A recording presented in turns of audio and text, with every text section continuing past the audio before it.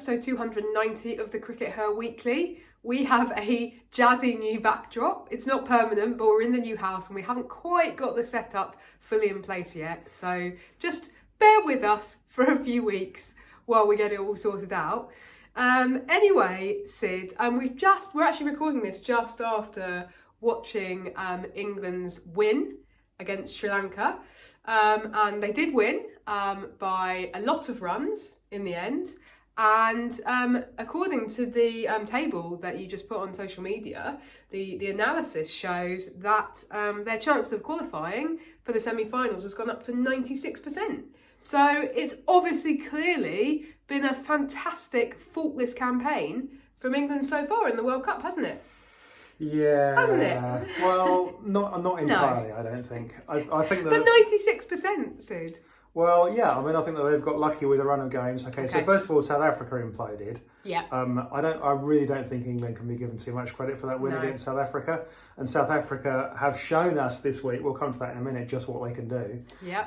So, you know, there's not much credit in the bank from that one, I'm afraid. Okay. And, you know, yet again today, they didn't look entirely convincing. I mean, you take out Nat Siva's score of 117, which was a really, you know, impressive, very, you know, she really concentrated to make that innings. It was high workload, and you know, it was really concentrated not to play any silly shots. On the other hand, she was dropped on 3. She was. The next highest score was Tammy, who got 32. 32, yeah. And it didn't look good from the rest of England. So their bowlers were good, but the batting was not convincing. Just in terms of their overall place in the table, England are kind of benefiting a little bit from the fact, so they have just gone top of the table. Yep. They're benefiting a little bit, obviously, from the fact that Australia dropped a point because of their washout against Sri Lanka, and obviously India lost dramatically to South Africa, which again we'll return to later in the episode. So it's sort of a combination of England getting a little bit lucky and other sides not performing in the way that we might expect / rain. So anyway, it does feel like England have been unconvincing with the bat, doesn't it? I mean, on the 2 occasions in this tournament that they've actually been tested, against Bangladesh and against Sri Lanka, they've had a big wobble, haven't they? Yeah, and it's basically one person's come to the party in each game. So Heather Knight did in one game, and you know Nat Siva did today. And so usual suspects, right? Yeah. This is not a new phenomenon, and that is quite worrying, because if we'd had a statement innings from Alice Capsey today against Sri Lanka, and let's say another statement innings by Emma Lamb or Sophia Dunkley against Bangladesh, then you go, oh, that's really good news because it's England moving on to a new generation and finding new heroes. But no, we're relying on the same heroes. Yeah, I mean, Sophia Dunkley looks in worse form than she did during the Ashes. I mean, she actually looked all right at points during the Ashes. She was batting with a lot of confidence. I mean, you know, obviously in a losing team. But, you know, she had a bit of pizzazz about her. Yeah. And it's almost like, you know, she was the player that was actually making John Ball work during the Ashes. And now, you know, she's just like, looks a bit of a shadow of that player, to be honest. Alice Capsey's struggling a bit. Alice Capsey, I think, is pretty much guaranteed to keep her place in the team because... as we saw today, Nat's still not up to bowling, you know, a full complement of overs. It doesn't look anything like. So she's going to keep her place. But, you know, has she looked convincing? Has Emma Lamb looked convincing? Emma Lamb seems to specialise in doing really well in domestic cricket, forcing her way into the England team, and then kind of sort of drifting through a few games, then being dropped. But I want to ask you about Emma Lamb, actually, because there have been some calls to suggest that she should be opening the batting for England in this ODI team. And now, obviously, England won their match against South Africa by 10 wickets.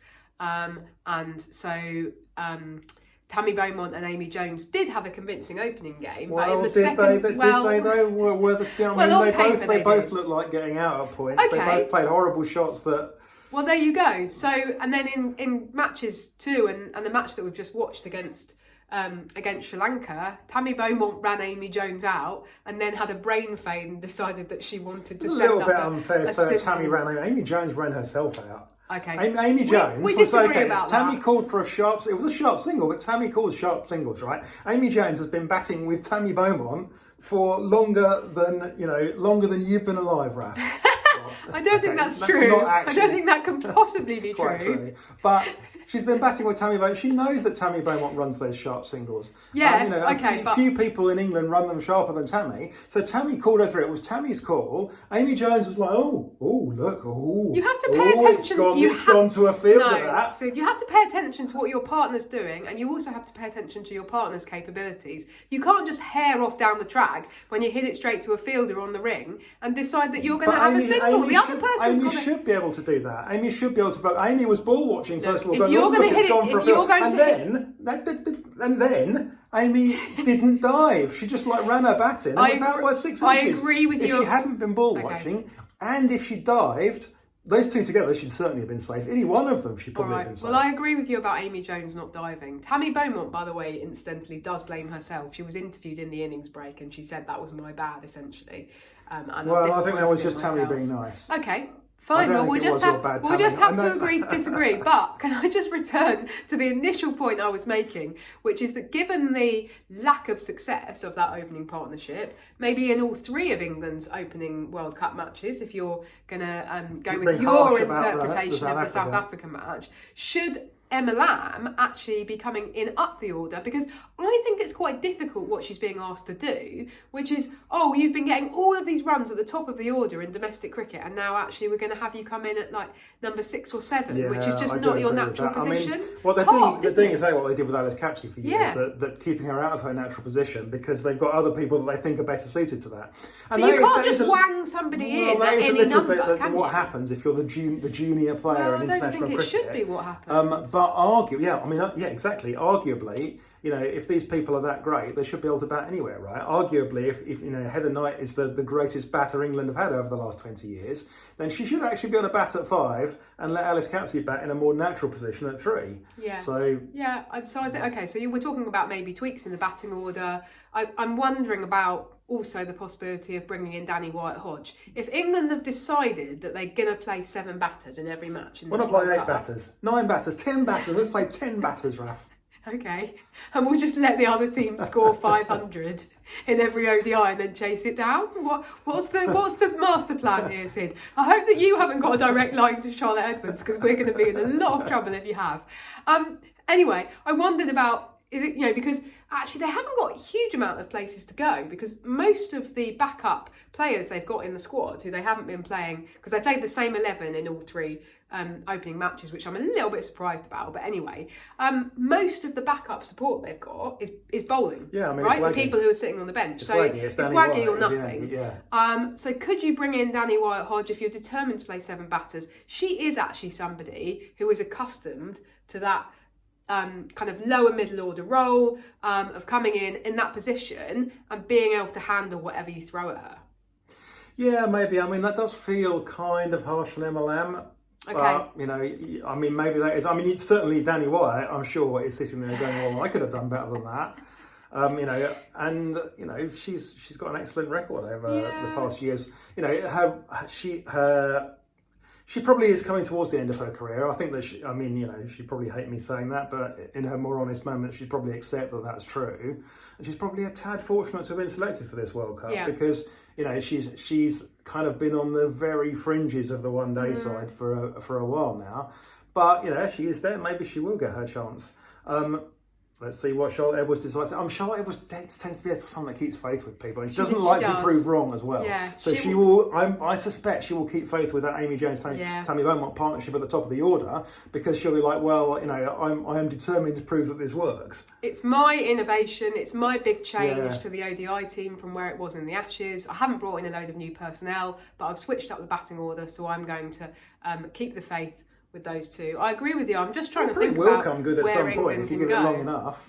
But, long enough? Well, they've got a couple of weeks till the end of the World Cup, Sid, so they've not got a huge amount of time to prove that it's the best opening partnership. Yeah, and as we've said last week, they've got a very difficult run-in to come. So they've got Pakistan to come next, which is one of their easy games. They're easy games. Quotes around that. Bangladesh and Sri Lanka were meant to be easy games. But then they've got Australia, India, and New Zealand all to face. Tough. And, any one of those games could definitely, it would be no surprise if they lost all 3 of those games, to be honest. I think that they would hope to beat New Zealand. Yeah. They've beaten New Zealand plenty recently, but New Zealand are a good side. That will be right at the back end of the tournament, and given where New Zealand are at, which is New Zealand will be pushing not having had a great run. They will be potentially pushing for that qualification spot. They could end up challenging England if the results go the right way. Well, let's see. India will be, desperate to prove something. Australia, Australia. I just have to say It's now, tough for England. I'm getting excited about Australia, India, which is when we're recording this is tomorrow, so Sunday. So by the time you're watching this, it will already have started potentially. Yeah, you'll be on comms on the BBC. Yeah, very exciting. So listen out for that. Raf is flying to India just as soon as we finish this. She's getting on a plane. Yeah, off I go. See you later. Anyway, let's talk about Australia. So I feel like we've done England, okay? Australia's campaign so far, actually, talking of kind of unconvincing starts, it's not been the kind of smooth ride for Australia that we might have expected. No, they've had a couple of wobbles too. And to be fair, Australia have had some similar problems to what we were just talking about, that they've wound up relying on one batter in each game. Yeah. So, and they're both they're lower order batters. They're almost emergency batters. And we talked last week about how, Ash Gardner, together with Kim Garth, who played a really important role in that first game. And this week it was the turn of Beth Mooney. It was. To, have a very Beth Mooney performance, to run really hard, to put in a huge shift. And to kind of rescue them after their top order kind of went AWOL and their middle order pretty much went AWOL as well. Well, what was really interesting is the wobble against Pakistan was actually worse, wasn't it? It was, so I think they were 115 for 8. And at that point you just go, it's done. It's done. If England are 115 for 8 at any point in a match, I would be amazed if they have anyone you'd to basically dig written your themselves report out. at that point. Absolutely. You go, oh, amazing upset, Pakistan beat Australia. So that was staggering. And then Beth Mooney comes in and she does what she does. She gets the beetroot face, which, by the way, I completely respect, because when I do physical activity, that's the colour I turn, and I am not going nearly as hard as she is. But you're right. It's Mooney and Nat Sciver-Brunt's approaches have actually kind of been relatively similar in terms of those hundreds, because it's all been about the running between the wickets and that really patient, watchful approach. You can't play big shots in this tournament. You can't. If you go in trying to play big shots, then you're going to learn some hard lessons. Absolutely. And so it's the teams, or it's the kind of individuals within teams who have worked that out, who are having success. It's a bit odd, because you think if we manage to work it out, then perhaps other people and it hasn't always who are been actually playing in it could work you're it out. expecting. It's been Risha Ghosh. She bailed out India by kind of playing that same kind of innings, and she's actually, she's got was it the second fastest 50 of all time? Well, she was absolutely not playing her natural game, was she? Yeah. She actually kind of knuckled down and played that same kind of innings, which, fantastic news for India, not just for this tournament, but for the future of Indian cricket. That, a player that we thought was very much a sort of close your eyes and wang it, has actually proved that, that she's a bit more than that. Yeah, so. Very exciting. Shall we talk about India, South Africa then, Sid? Because that's kind of the only upset so far this tournament, right? Yeah, and probably the game of the tournament. Yeah. If we see a better game than that this tournament, India Australia is obviously a big one. We could see an India Australia final, but I'm not sure we'll see a better game than that. And a game that that somebody so much turned around, because again, if you were writing for the South African Guardian, you'd have been filing your match report. Well, they were. I've got it down here. They needed 41 from 24 balls. Now, maybe in the men's game, that sounds more doable. In the women's game, that would almost never happen. I have to say almost now, because it did happen.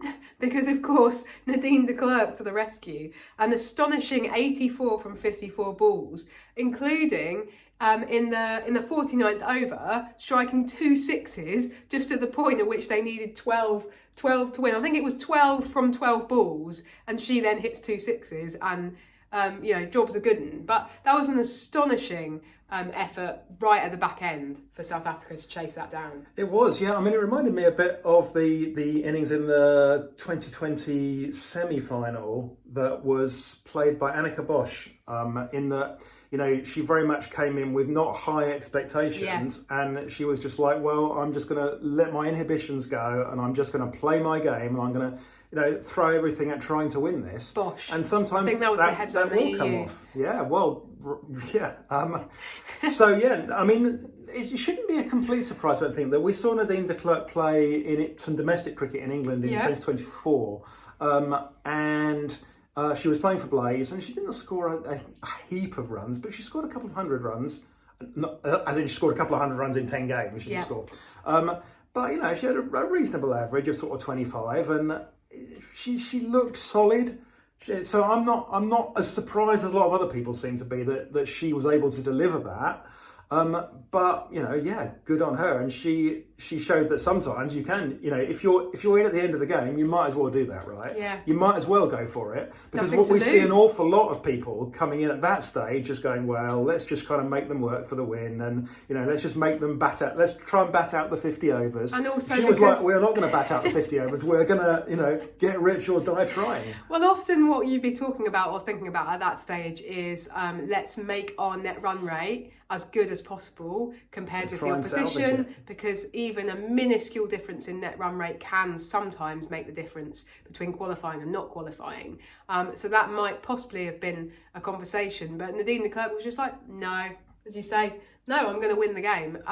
So what does that do to the tournament as a whole, Sid? I mean, I'm wondering whether it still looks from your qualification analysis like England, Australia and India and South Africa are very much out in front in terms of qualification chances for the semi-finals. So those are very likely to be in the semis. Yeah, despite South Africa's implosion against England, you know, they've still got a very decent chance of qualification. So, you know, we can see the numbers here, and we'll see that they're very much divided already. And we were only 3 games in. So 3 games in, 4 games left.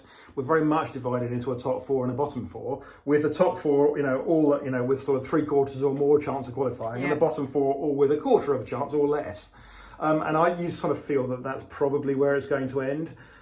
So, you know, does India losing make much difference to their chances of qualification? I mean, at the end of the day, as you know, it's completely obvious, but it bears repeating. You only need to finish 4th, and you can go on to win the World Cup. So one question, you get into the semi-final, because the semi-finals are done 1st v 4th and 2nd v 3rd. So what I think this might do is make it more likely that we don't get an India or Australia final, because India meet Australia in the semi, maybe. Yeah, potentially. I mean, you know, there's England are currently top, but there's still a lot of time to go, and a lot of games that could be rained off. The weather forecast isn't brilliant, you know, for some of these games. Yeah. So I wouldn't be looking too early at that, but I think that we probably have already identified our 4 semi-finalists. You know, England, obviously, Australia or India, one of them is going to drop points tomorrow, or both of them are going to drop points if it's rained off. And, you know, England I would have said, I'll be very, very surprised if England win all of their 4 remaining matches. So everyone's going to drop a game or 2, but I think it'll be those 4 in the semi-finals. It's a bit of a shame, isn't it, that even at this halfway point in the tournament, it's already kind of obvious who's going to be in the semis. Is that disappointing? It's probably inevitable, given, you know, the kind of power structures within women's cricket, that you've got 3 teams that, you know, absolutely dominate the amount of money and have got, you know, far bigger player pools than anybody else, and then you've got, you know, another team that, you know, which is going to kind of, sometimes it's New Zealand, sometimes it's South Africa, it's, you know, West Indies at points in the last 15 years have threatened to come up there, but there'll be another team that kind of has maybe a golden generation of players who will, you know, get that 4th spot. But yeah, I think that really the other teams are very much fighting to be that fourth place, and it looks like it's going to be South Africa on this occasion. Rubbish, isn't it? Anyway, as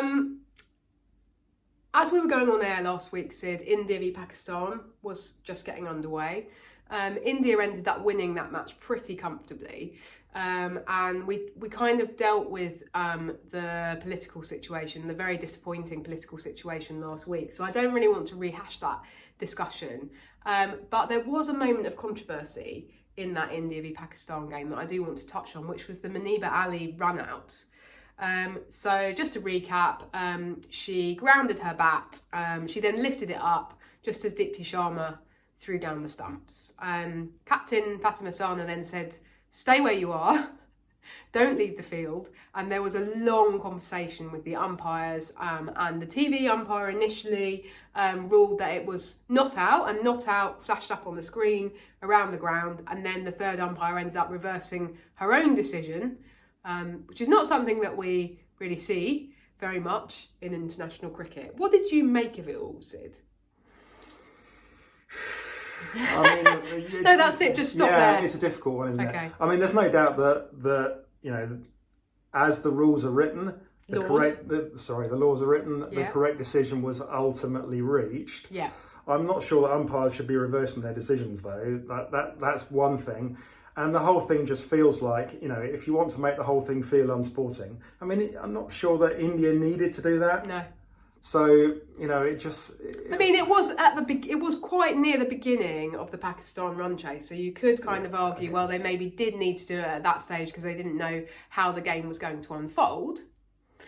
But it did feel that because the thing is, it was definitely correct. According to the laws of the game. But it's almost like you've tricked her out because she thought she grounded her bat. and then she wasn't trying to seek advantage. She wasn't trying to run. It's actually, in a way, it's worse than the man-cat at Lords. Yeah, Charlie Dean. It's definitely arguable that Charlie Dean was unfairly gaining ground by doing what she was doing. And you could look back and there was an analysis done that showed that she'd come out of her ground lots of times. This was just Muniba Ali. She was just kind of going to wander down the pitch to have a word with her batting partner. Yeah, she thought she was in. She thought she grounded the bat, and that effectively the ball was dead at that point. Yeah. And so it just seemed really unfair. And I agree with you that I think that the idea that the third umpire then makes a decision and then reverses it a couple of minutes later it's not great. And it's especially not great when this is kind of women's cricket's global showcase on the world stage. And should this really be happening?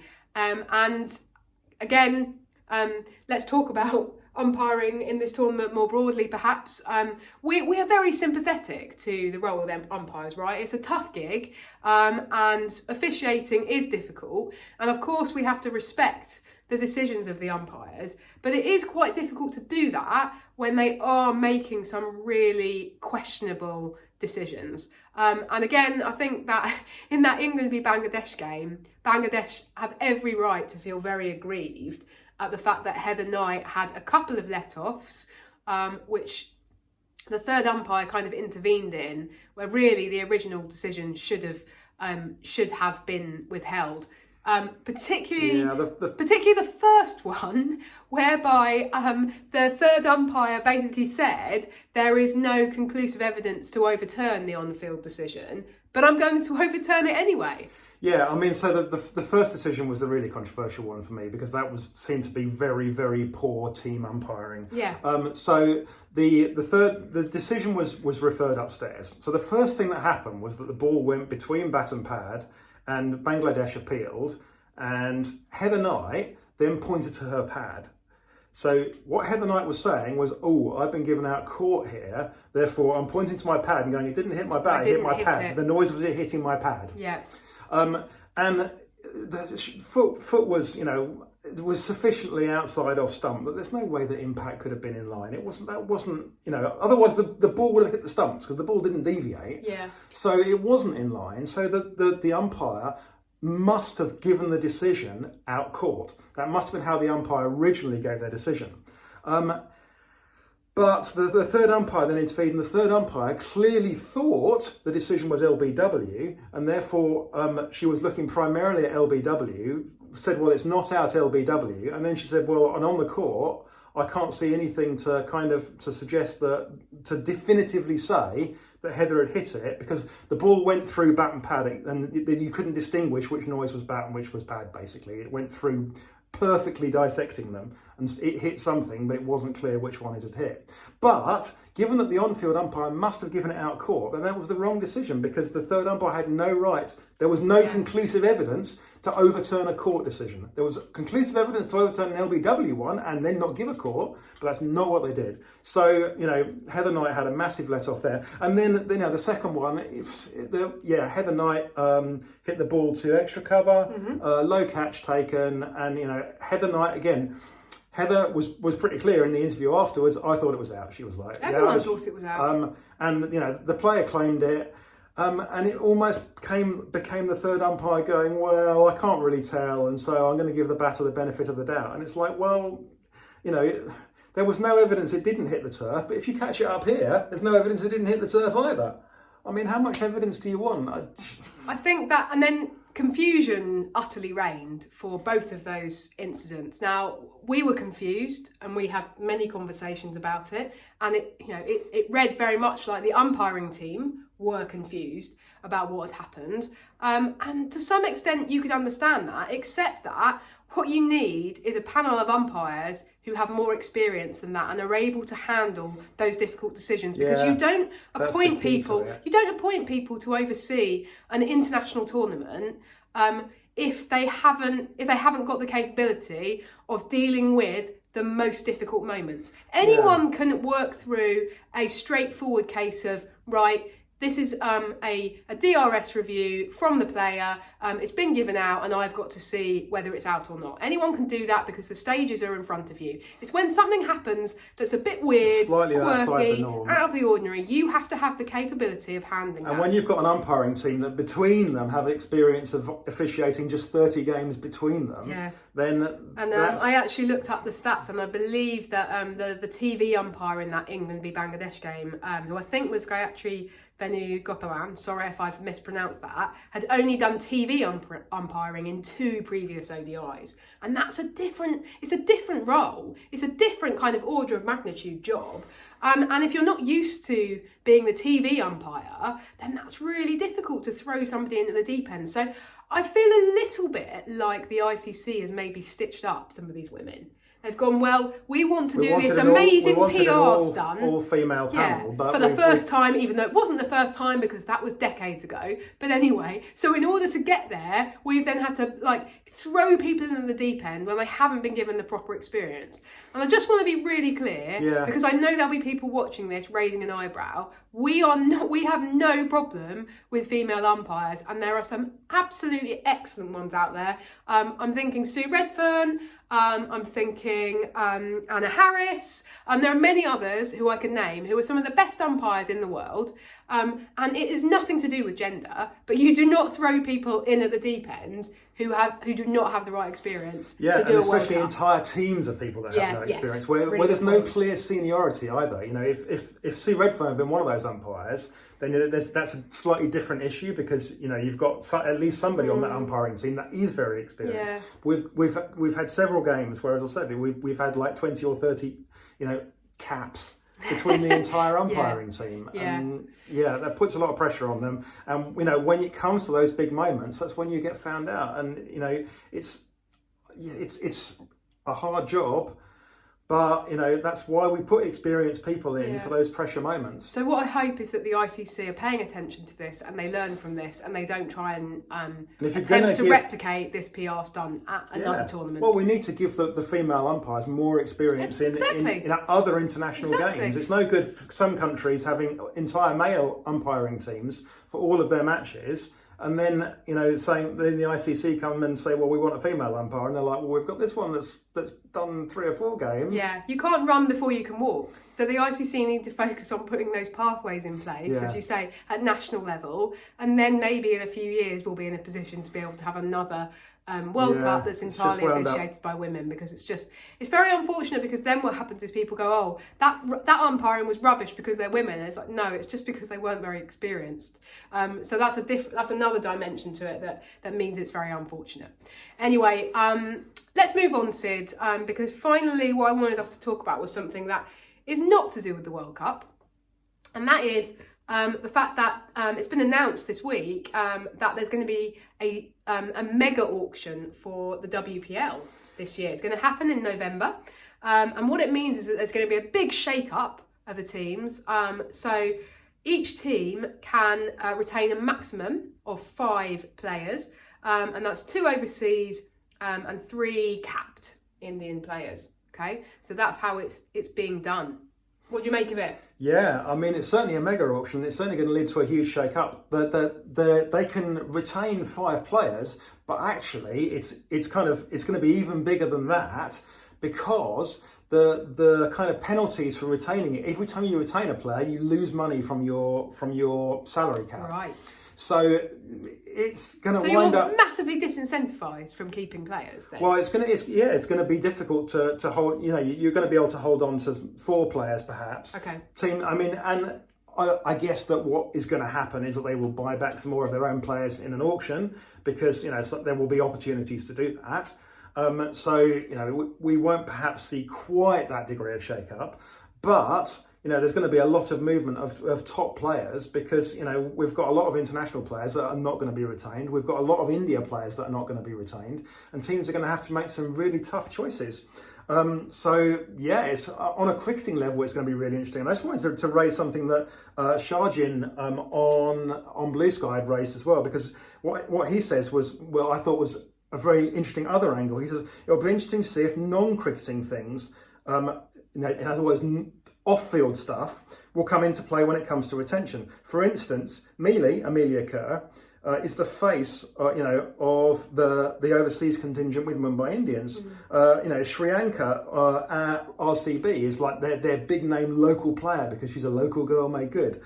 So are they going to want to retain her regardless of cricket? Shafali and Jamima are JSW athletes. They're sponsored by JSW, a huge Indian industrial conglomerate, and JSW owns a considerable share in the Mumbai Indians franchise.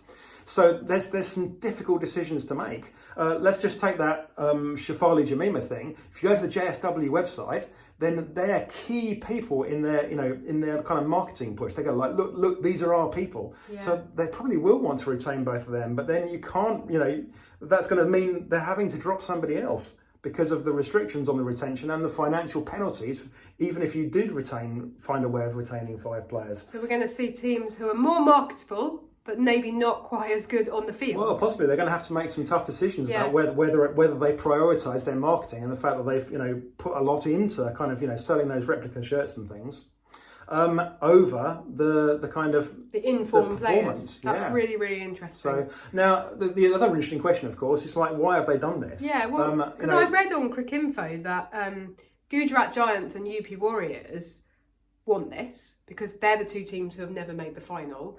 But actually, Mumbai Indians, RCB and Delhi Capitals are all against this because they feel that they've made a real effort to build up successful squads and invest in those team environments and that they all have experienced success. So if 3 out of 5 teams don't want this to happen, why is it happening? Yeah, I mean, obviously because the BCCI have the casting vote. I mean, I can understand that they want to kind of shake up the tournament in terms of what you don't want is a team of perpetual losers, right? And the 100 did this 3 years ago. So the 100 had a big shake up, and it was the 100's shake up was almost entirely driven by Welsh Fire. You talk to people at the ECB now. And they admit that the only reason they did that was because the Welsh Fire was such a disaster that they were like, we need to do something. And the only way of rescuing the Welsh Fire was to have a complete shake-up. And then it was successul because for the 2 years after that, Welsh Fire got to the finals. Yeah, no, and they've become a force. Yeah. So you can understand that the BCCI don't want a couple of these franchises to become perpetual losers. And this, you kind of, because these are such temporary teams, they only exist for 6 weeks a year. You can't kind of have a long-term draft system the way that American sports do, where you draft people from college or whatever. So you need to do something to shake that up. But it's a tough thing for the fans as well, particularly younger fans. Younger fans tend to hate this because they develop attachment to their favourite player, and their favourite player is going off and playing for someone else, and that kind of really affects you as a younger fan. Yeah. You feel like a sense of that person has been disloyal, which they haven't. Especially because it's not the player's fault. The players got drafted. There's nothing they can do about it. But hell, I remember as a young fan myself, back in the day, feeling kind of let down when players moved to different clubs, and my favourite player moved.